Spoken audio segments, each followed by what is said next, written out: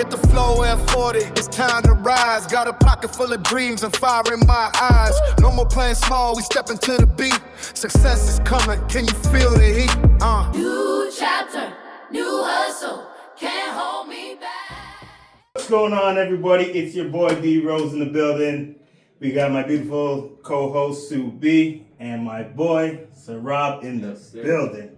Thank you very much for joining us, brother. Thank you for having me. I appreciate it. So, I've got to know you over the past, I don't know, like 5-6 months. You're a phenomenal person just for meeting you. Thank you. So, obviously, you were here in the barbershop while we're doing this podcast. How long have you been a barber for? I've been a barber collectively 4 years. Full-time 2 years. So started off as an apprentice, like brand new. I was sweeping and I was doing the towels and taking phone calls. I was cutting maybe like once a week, and then and then I was also doing boxing on the side, so it worked out, and I was working other jobs. And then Barber, she got pregnant, and so it worked out. So I took full time for 2 years now. Nice. Yo, was it that mixed girl? No, she was the white girl, Stephanie. No, never met her. But you know what mixed girl I'm talking about? The big, tall, Yeah, light-skinned Letitia. girl. Yeah. That was her name? Letitia, I never knew it. They just nicknamed her Barber. That's all I knew of her. Anyways. So, doing boxing, what made you transition from boxer to barber? Yo, that has a nice ring to it. Boxer to barber. Yeah. It was less of a choice, more of a, I guess, God forced me to switch due to my last fight. I shattered both of my hands and my knuckles. Oh, wow. My pointer finger knuckles, I shattered both of them. And so I went to the doctor, I went to the hospital a couple of times, and then they sent me to a plastic surgeon. Oh, shit. The plastic surgeon gave me like the name of what it is, but I wasn't really listening because I thought it was just like another quick injury that I can get over. Yeah. All I asked him was, how long am I out for? And he said 6 to 8 weeks, don't use your hands at all. Ooh. And I was like, well, like I'm a barber, so I'm using them every day. And he's like, you gotta act as if you're like amputated, no hands, don't use them for 6 to 8 weeks. So I was put into a position where I had to choose, barber or boxing. And at the time I was probably 20. Mm-hmm. And it was like, I only had 3 fights at the time, amateur still. And barbering was doing good, like full time and stuff. I saw that money was there. I enjoyed it. It's not like I had to close the door of my passion and settle for like a job that I hated, right? Yeah. A lot of athletes, they have to face that. Thankfully, I was blessed with 2 things that I love. Unfortunately, one closed and another one opened. So I took it as a sign, keep my brain intact, no CTE, no more injuries, hopefully, knock on wood, and that's it. Do you still like, It's always there, but like fighting aspect, I think the fighting aspect's done. It's a wrap. It's not worth the risk. I was doing it at the time as a necessity, as like the only thing I had really going for myself. Mm-hmm. So I was like, it's this or it's nothing. So that's why I loved, I guess, boxing. But now it's like I have this other thing that's paying me well. It's taking care of me. It's doing, like, I enjoy it. I'm not like killing myself every day like, oh, I hate this. Yeah, you're not waking up going, I hate one work. Exactly. Mm-hmm. So it wasn't too hard of a decision. Obviously, boxing was my first passion, first love and everything. Mm-hmm. But after a certain time, it was more so like I was doing it because it's the only thing I had going for myself, more than I enjoy doing it. It was like, it's this or it's nothing. How did you get into boxing? Was it just? I grew up and I was very, what's the word? I was very like hot-headed and stuff like that, but I was very small. Like up until grade 10, I was probably 5'2", 5'1", probably 80 pounds. So I was always a very small kid. So you can imagine grade 4, 5, 6, 7, how big or small I was. I would always be getting in a lot of fights and trouble. And so I saw my cousin and my brother get into boxing. Mm-hmm. And then I saw it from a distance and I liked it. And then I can't lie, what switched it was Creed. I know a lot of people got into boxing back in like your days from Rocky. Facts. My generation was Creed. So my brother took me to watch Creed. When I came home, I'm in my room shadow boxing, acting like I know what I'm doing, preparing for a fight. And then around that time is when I try to take it more serious and everything. But family didn't support it. Whole lot of back and forth and stuff like that. And then yeah, I trained myself for the most part in my basement. Nice. Wow. Yeah. I honestly, I still watch that movie now. I'm Yeah. like, Yeah. yo, Yeah. I really go Gets you to jumping. Yeah, they got gonna go in a ring or something. Yeah, That doesn't exactly. happen. Oh. When you started cutting hair, did you look at it as cutting hair and working in a barbershop, or did you consider it as being an entrepreneur and starting your own business? And When I first started cutting hair, I'm trying to remember. I don't think I was thinking about a barbershop. For the first couple like months, maybe a year or two, and then when I started full time, that's when I was like, yo, I'm gonna open up a barbershop. I found out that a lot of people would scare you thinking you need like $200,000 to open up a barbershop, but you don't need that at all. Like you could literally open a shop with 30, 40, 50,000 and it's still nice, you know what I'm saying? Yeah. So after like a year of working full time, something hit me about like opening my own shop. And then back in November, I was actually supposed to open up a barbershop. Oh. And then I was like one signature away, contract written up, lease, term, everything. But then I had like another door open where I had another passion. It was to travel the world and give free haircuts. Which you have been Yeah, doing, which I think is absolutely phenomenal. So actually, you just got back from the UK. Yeah, UK and Turkey. Yeah. That was more family, but I still cut hair out there. Mm-hmm. Turned it into a little like 2-in-1 basically, right? amazing. So the best way to describe it is like Anthony Bourdain. I don't know if you guys know, but he did it with food and showing culture and lifestyle and stuff like that. I want to do it with barbering, motivate people, mental health, like whatever it is. Yeah. Just in different countries. Amazing. Now, what? So you have, I'm going to open up my own barbershop, and then I'm going to travel the world. Mm-hmm. What about traveling the world made you put that aside? The way I see it, I was like, either I lock myself up in Canada, and for the next 2 years, like I know myself when it comes to pursuing something, I like head on, right? So if I open the barbershop 7 days a week, 24 hours, I'd be there like mentally draining myself, physically draining myself, financially draining myself. I was supposed to put literally every single cent, not even dollar, every cent into this barbershop. Mm-hmm. So it was gonna be like poker, all in this barbershop. And I right now at 22, I don't like the thought of being too, I guess, stuck in one place. And this is something I was more passionate about. So the barbershop was more of a financial, like the numbers I was anticipating. Some people would say, no, you're way wrong. I was anticipating like 6 figures, even over that. Yeah. So that was like what I was, it was basically either not quick money, but this type of money, or free haircuts where I would make no money for a good amount of time. I already know this, until it starts picking up. But the return on investment on this could be a lot bigger and 1,000%. I would be a lot happier. Yeah. You'll be happy. So cutting hair is me physically cutting hair and then taking people's money, which isn't wrong, but like it's just I'm taking people's money.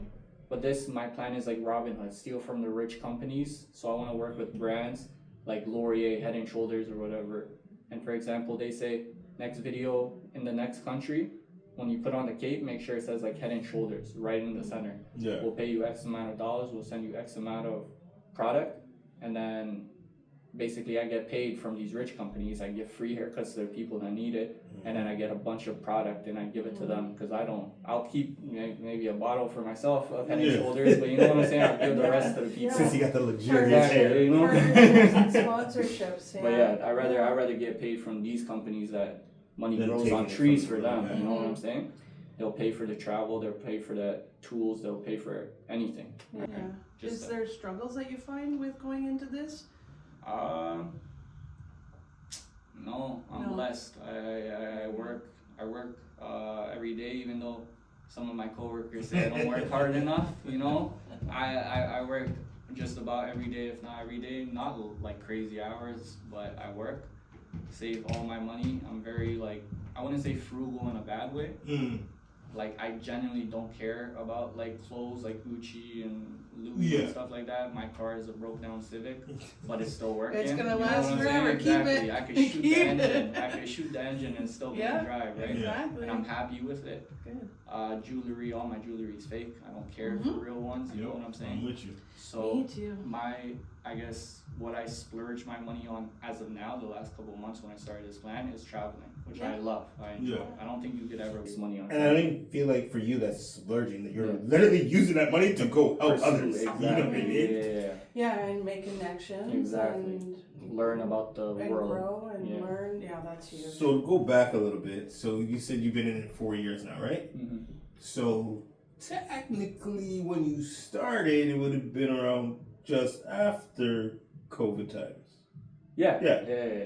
Did you find starting at that time was like a big struggle? Like, because you did say you were doing like, after COVID. Because people weren't still sure if they wanted to be out in public for quite a bit of time. You know what I mean? 100%. So I started cutting my own hair in COVID, and then when I came to this barber shop, it was at the time where, at that point, masks were gone. Not everywhere, but in barber shops they were gone. But when I came, they used to have dividers. They had to put up dividers with plastic. So it was still kind of up there, but they weren't using it anymore, right? So it was just when COVID was finishing. I couldn't tell you too much about if it changed the traffic because I didn't know prior. But when I started here, I like it was very good. Like the calls, like people calling in, coming in, walking in. People were answering the phone. Yeah, I was doing. You were answering the phone. I was answering the phones, right? What a concept! That's my strength. What a concept! Answer the phone. Answer the phone, do whatever I could, man. Plus, I was doing it off Kijiji. Like I was finding clients however I could. You were searching on your own. Yeah. Steven told me, go on Kijiji and Facebook and Instagram and all that. I did free haircuts. I did probably like 20 free haircuts. And it went to $5. And then $5, I did a lot more than 20. And 10, 15, I went up for $5 increments every couple months. Whenever I felt like it was like worth it, right? Yeah. Having my son apprentice here, like he's had a lot to say about you. Like I feel like the only reason he comes is because of you.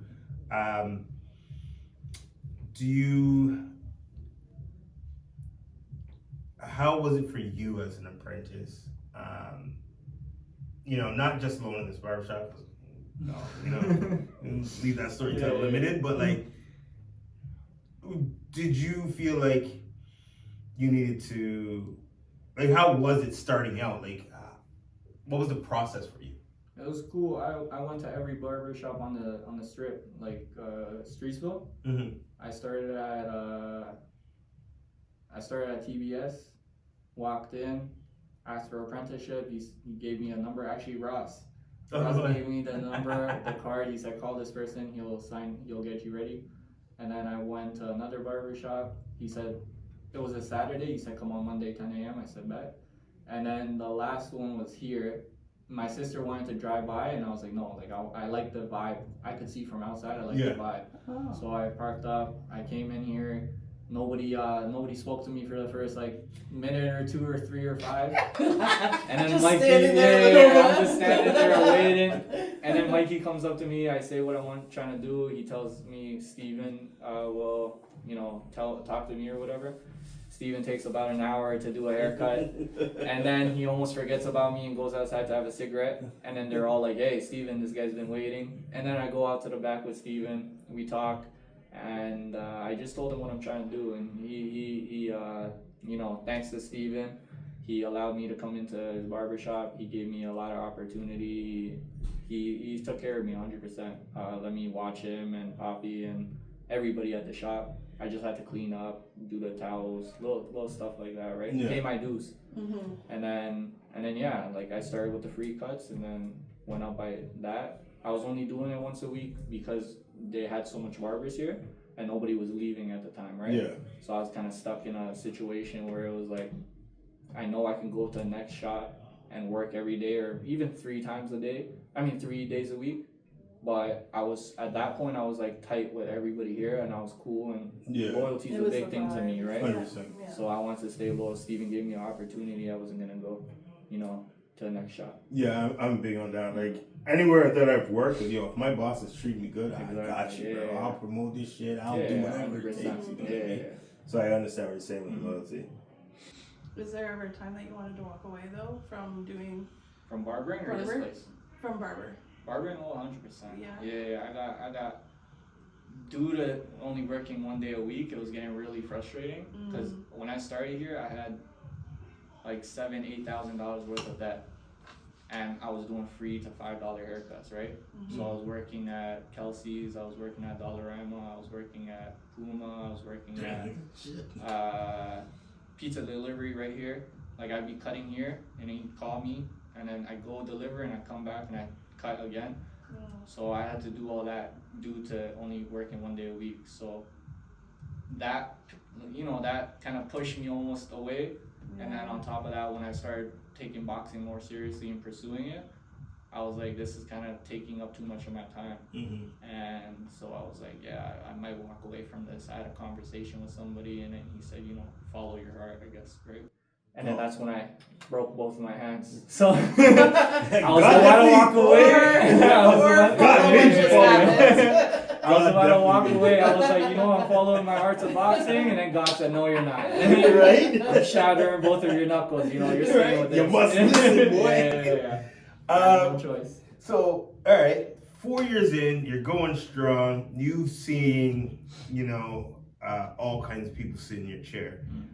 The reason why this question, came to my head is, so we had a guy here, very successful guy. He was like, hey man, do you know anybody that can give me a cut? I think you were busy at the time, and I was like, David. But then I was like, I don't know. Not too sure. I know David, but I don't know David, but me and you've always talked. So I was like, all right, yo, boom, here. Now, that guy only has nothing but good. Yeah, he says so many good and I things. told you the last time he was here, he comes far No, 100%. just for you. Yeah. So, when someone sits in your chair, what is the experience that you're either trying to give them? Like what is it? Like I said, I'll bring it back to I think I told you this before, is when I was a trainer, there was trainers who have 70 clients. And I had 50, maybe 10, 15. But I got to spend time with my clients. I'm still friends with them. I know their kids. I know, I know some shit more than some husbands do, because I focus on that person. Versus there was someone as soon as one client was in, the other one was walking out. And it's just you don't really get to chat it up a little bit. So how is that for you? My whole game plan with it is just be real. I call myself Truth Cuts. When I'm doing the travel thing, is truth beyond borders. It's just truth. That's it. When I was doing boxing, it was truth. Before boxing, it was truth. You know what I'm saying? It's as simple as truth. Be truthful to yourself. Be truthful to other people. Don't try to scam people. Don't try to take advantage of people. Don't lie to people just for your own benefits. You know what I'm saying? Yeah. So when people sit down, I don't want it to be on some sit down, get a haircut, pay me my money, get out. That's cold. I personally don't like it. If a barber does that, that's your thing, then that's your thing. You know what I'm saying? I'm not knocking nobody, but that's not my thing. So when somebody sits down in my chair, I want them to feel comfortable, feel heard, feel understood.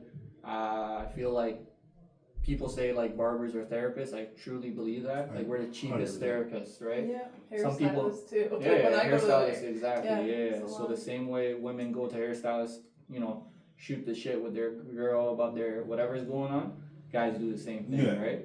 So I want people to feel comfortable coming to me, and we talk about whatever. There's nothing you can't talk to me about, right? I'm a brother, I'm a older brother, younger brother, Son, a son, yeah. whatever, exactly, right?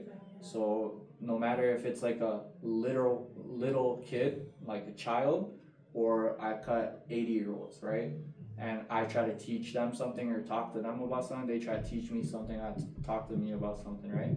I like, especially kids that, I don't want to say like I go harder for this kid or this person, this type of person, this person, but especially what's most rewarding is kids that are kind of, you know, the kids that are like socially awkward, they're, Shy, you know, they're closed shy, off, they're yeah. closed off, Or you know, even they're scared. not confident, scared, exactly.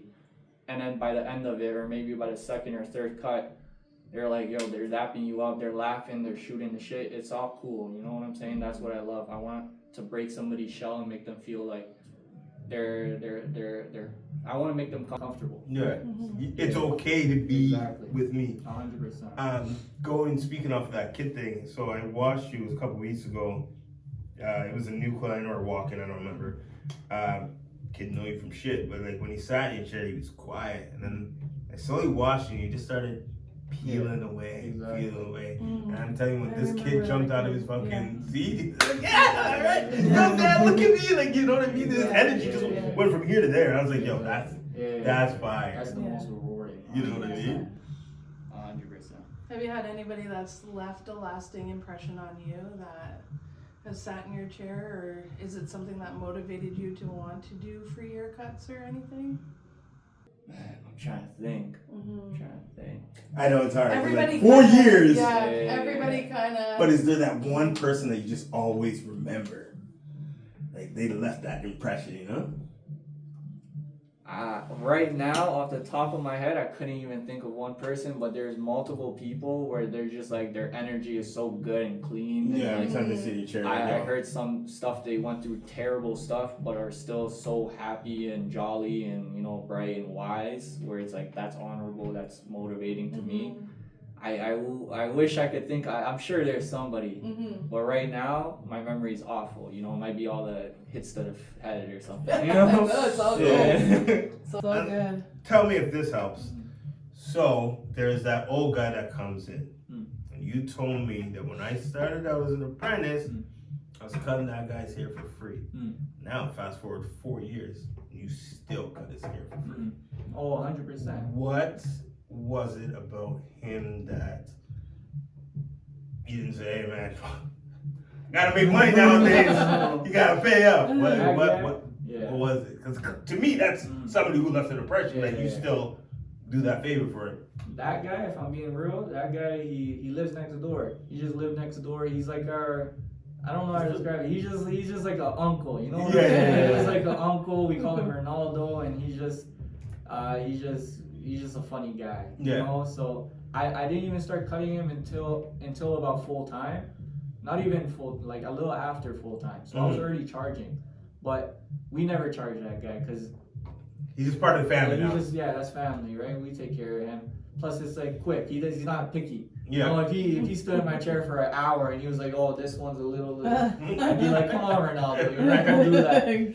But he's real quick. He works with me. He comes, he shakes my hand, and he says, and I said, "Tomorrow," and then he says, "Okay," and then he comes tomorrow. Whenever I get time, I take care of him, right? That's blessed. I try to, you know, I'm in a position where I can give free haircuts.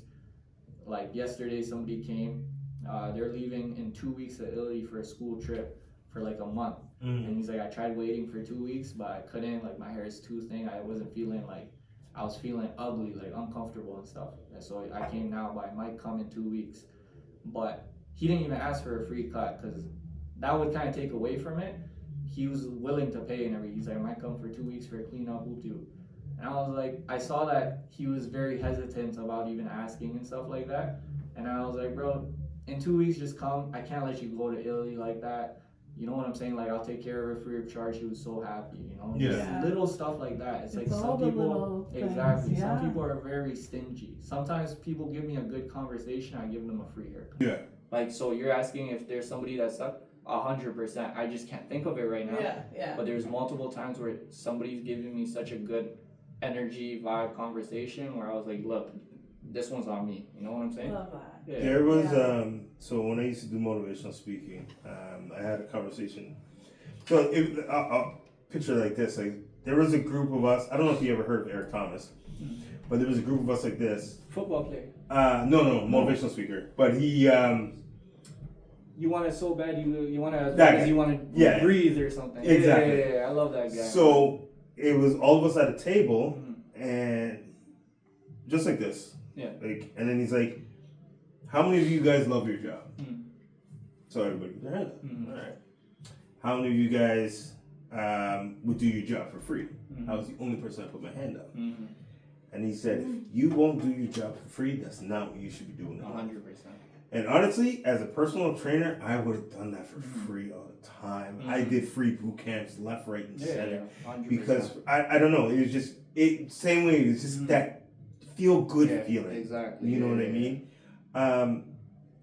So with like, I believe, I don't know, you can correct me if I'm wrong. I feel like, especially for men, Mhm. yo, getting a fresh cut, your confidence is, Yeah. you know what I mean? Top 2, top 3. Yeah, like I'm ready to go out to the club 100%. and talk to everybody. Yeah. Just from it's 100%. crazy on how much that does for us as men. 100%. Yeah. Like, you know what I mean? No offense to you women, but like They get their you hair guys, done. Yeah. well, no, you guys can Yeah. put on makeup Yeah. and still have long and just scrunch up your hair and Yeah.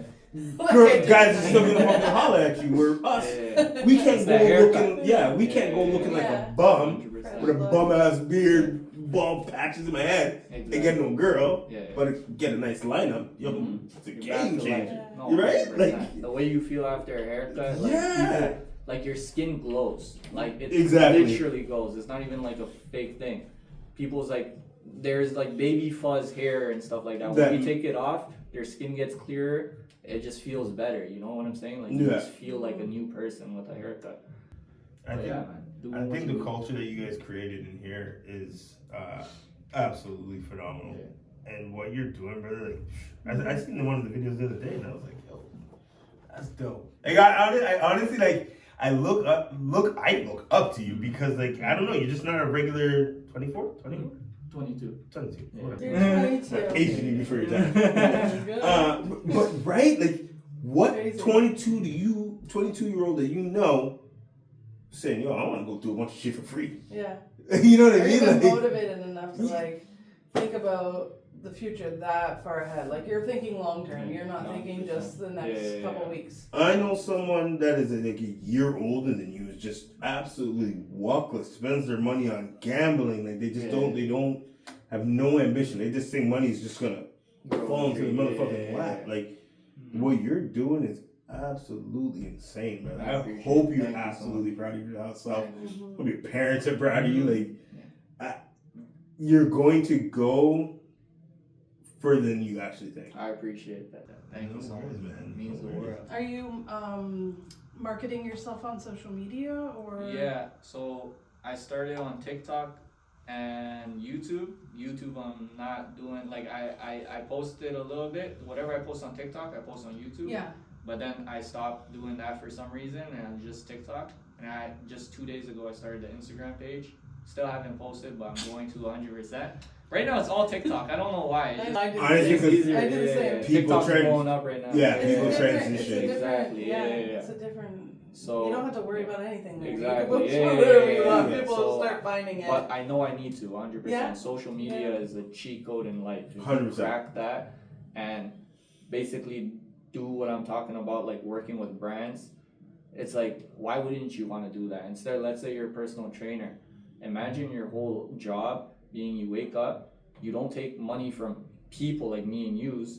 You take money from like these big billion Like dollar Jim Shark corporations. or whatever, yeah. Mhm. And then you do your content, you do your personal training for free for the person, but you make it recorded, and then you get paid off of that. You know, Yeah. like that's in my head, in my heart, I feel like that's so much better, cleaner, morally, you know, Yeah. better. No, Nothing wrong with people charging people. That's your business. But Yeah. I'm saying, if you could Tap break in a that, different tap way. into that, that's like a cheat code in life. I agree with you because if you look at it, like, look at the times we're in. Yeah. You know, fucking just driving gas is 192. Exactly. Yeah. Like, Yeah. Are you insane? So this is like even when people always ask me like, "Yo, would you ever get back into training?" Would I have loved to? 100%. Can I charge $75 an hour like I used to? Yeah. No, I can't because A, you got online training where people don't even want to fucking leave their house nowadays. Yeah. You got that Peloton, whatever that fucking Yeah, thing is. that thing that that's an costs- AI trainer. Like, you know what I Yeah. mean? Like, You have the gym that's Yeah. $9.99 a yeah, week. right. So I'm like, how can I It comes ask with you? tanning, massage bed, this and You know what I that, mean? you So know? to ask someone for $75 an hour at 3 days a week, It's not all realistic. It's all went digital. I see it with a lot of the fitness influencers. Mm-hmm. They say DM me coach, and I'll send you a one-on-one guide. And then you DM them, and it's like they just talk to you a little bit, and then it's like, okay, now you gotta buy my course for $5,000. yeah. For the secret And it's gonna be the sauce. same for everybody. Yeah, And they're just exactly. pumping it out to you the Exactly. same way as So- it's all AI. That's why I didn't Yeah. make it. Yeah, So yeah, when yeah. COVID happened, I had Mhm. the opportunity to Yeah. tap into online training. Mhm. I trained my day one clients online, Yeah. but brother, it just felt whack. Yeah. No, You know what I mean? 100%. Versus, Yeah. it's like, well, A you real- can't do it. But like, you know what I mean? Like, you can't cut someone's hair online and still Yeah. feel the energy like you would when you're with them. So like, 100%, yeah. it faded for me, and then I watched a lot of brothers tap into that and Yeah. are caked up. Yeah, Like, yeah, they're yeah. making money. 100%. Because, like you said, like, yo, if I give 20 people the same cookie cutter program for $5.99, well, what's $5.99 times 20 or times 1,000? Exactly. Yeah. You know what I mean? They didn't change anything Yeah. because Tom doesn't know the difference from fucking 100%. Billy's program. Yeah, it's all this. Yeah. So, 100%. the whole social media game is where it's at. Yeah. And you're already tapping into it. You're pretty much like the Canadian version of that guy. I think his name is Vince. Vic Blends. Is that what is it? Vic Blends. White dude tatted. Yeah. Free haircuts. Yeah, that Oh, guy. yeah. That guy. Yeah. So Yeah. he's the reason I got into barbering, because I saw his videos doing it in America, and I was always like, oh yeah, I want to get into cutting. I was in high school at the time, Yeah. and then I got into cutting. I cut my boy, and he's Nigerian, so he got very coarse hair. I did decent, and So for all my black people, he said, yo, he had nigga naps. and I did decent, right? Yeah. So then I cut my brother, and he has like kind of hair like me, Mhm. and I butchered it. Like oh my god, I really messed it up really bad. And I could show you guys the video. It was so bad. I want to see it actually. I quit for 2 years. No, shut up, for I real? swear to God, I never picked up clippers until my same Nigerian boy said. No way. Yeah. Till he That- said that Yeah. he really loved your cut. Oh yeah, I That's mean. It was bad. Damn. That's the end. That's it. That's the finished product. All right. I had him walking out. That was 2020. I didn't pick up clippers until end of 2021. But you know what though? That's good though, because you tried, you failed, and you know you said, let me give this a go Yeah. again. You didn't just back out 100%. to the end. Yeah. And I like that your main, I feel it, your main goal with all of this is human connection and getting to know people and really putting it back into the environment. Exactly. And yeah. That's the whole plan. Mhm. That's the whole plan. I want to relate with people. I want to connect with people. My bio on these like social media is clippers, culture, and connection. Those are like the 3 pillars. You know what I'm So saying? we're gonna hold on. That's your link. No. That's just like my bio. Oh, your bio. Yeah. What's your link? My link on This nigga had to look up to the sky.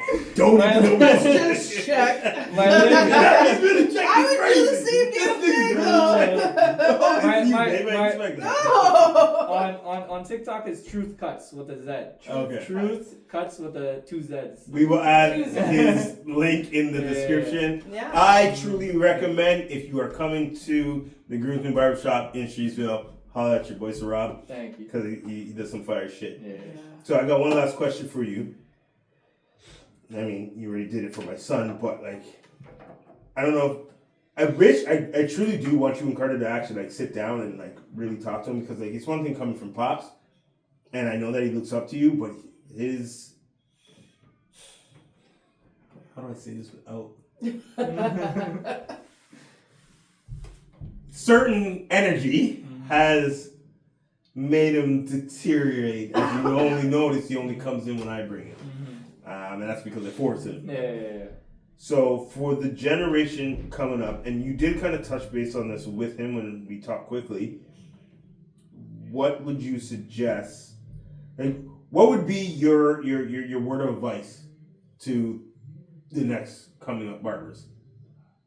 I'd probably say, you know, if you're a barber, you gotta genuinely like enjoy it, right? Because it's so saturated now. If you're just here for money, you know, the next guy next to you is probably doing the same thing, and it's too saturated. You can't just do it for money, right? You gotta really enjoy it, and if you enjoy it, then that's all you need. Because once you enjoy something, you stay disciplined to it.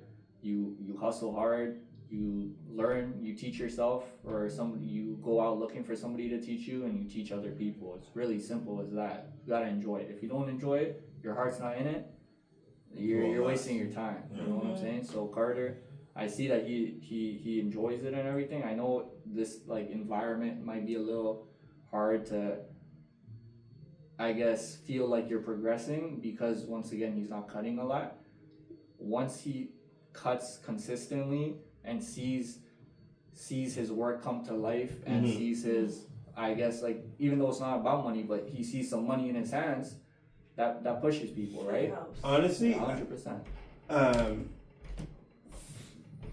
Speaking for him, it's not even really about the money. It's and maybe you can help with this question. It's transitioning his friends, because like, I have my word of advice for that. So his friends will go to his house to get a cut, but they won't travel 20 minutes to here to get a cut. So I think that's what's really discouraging him. And unfortunately, I know with barbers and some trainers, like, having your friends as your guinea pig is kind of what helps, right? No, 100%. But honestly, like, everybody knows the saying that strangers turn into clients before friends. 100%. That's exactly I cut 2 of my friends, and those 2 friends, one's the Nigerian guy. I cut him one time, and then he went up to he went up to school, right? So I barely seen him then. So I cut one friend who I consider a brother, the gym guy. Yeah. He's my brother. That guy. Yeah. So I can talk that guy for just him, and then the rest were 2-3 of my cousins, and then the rest were random individuals off Kijiji, off Marketplace, off Instagram, off walk-ins. Right? Yeah.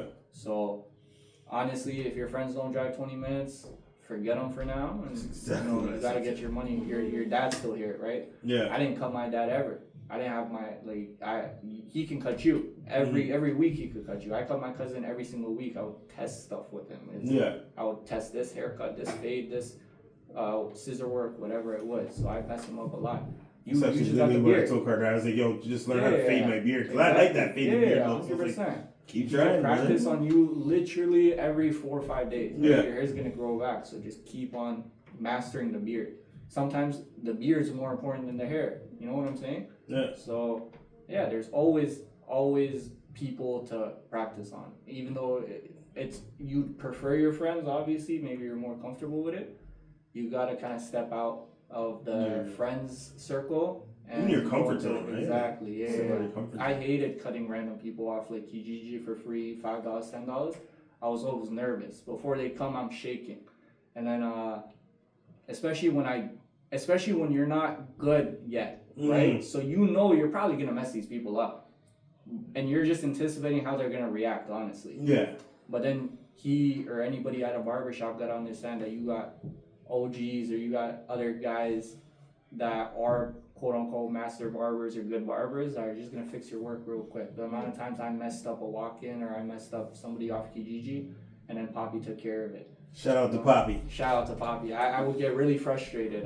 Like there's times where I put down the scissors and say, Poppy, I'm done. You know what I'm saying? Oh, wow. Like Poppy. somebody, yeah. And then Poppy, no problem. Poppy, just I know. get the comb and honestly, he's the sweetest guy ever, brother. Yeah, I ain't never seen Poppy upset. So yo, honestly, he saved me a lot. I came in here, I don't know, like I said, 5 to 6 months, and then like, I don't know, one day me and him just started talking. Yeah. And then like he came in here, and then we actually sat down and we had like a good hour conversation. Even as hard as it is to understand him, like he took his time and blah blah blah. And I was like, I love this dude. He's happy, bro. He's fucking happy. He's just genuinely. comes in and shakes your hand. He's like, yo, you know what I mean? It's never just a what's up. It's like, hey, how are you doing? Yeah, genuinely. Yeah. You asked me if anybody's ever left a touch a client. Right now, I can't think of a client, but Poppy is like a role model in the sense of a human being who I'm trying to be like. That guy has never, like, he wouldn't hurt a fly. You know what I'm saying? Yeah. Like he's an amazing human being. From barbering, he doesn't steal. Like even the barbering aspect, when I don't try to scam people and stuff, I learned that from him. You don't ever try scamming people. You don't try overprice his stuff. You don't try to. You know what I'm saying? And then from human connections, he's just a real person. He's just from the heart. So I try to be a lot like him. Amazing. I know from you, like hearing your story and talking to you, we wanted to have you on the podcast because you have such a strong message, and I think that's what you do to people that sit in your chair. You tell them your story, they love you, they keep coming back, they want you to grow. Everybody wishes you nothing but success. So I appreciate. So yeah, you keep telling people your story and you're moving forward. I love that. Thank you so much. So, thank you for being on our show. Definitely appreciate it. You are, like you said, I think you're a real one. I appreciate I know you know what the words to say for it, man. And you looking up for my son. Obviously, I have that much more respect for you. So, I appreciate y'all for having me. we're gonna blow up his social media. We're gonna tag, like him, everybody follow him. Yo, it's your boy D.Rose. We out. Girl Sue.B. and my boy R.I.S.E in the building. Thank you. Peace. Let's stay. Yes, sir. We hit the flow at 40, it's time to rise. Got a pocket full of dreams and fire in my eyes. No more playing small, we step into the beat. Success is coming, can you feel the heat? New chapter, new hustle, can't hold me back.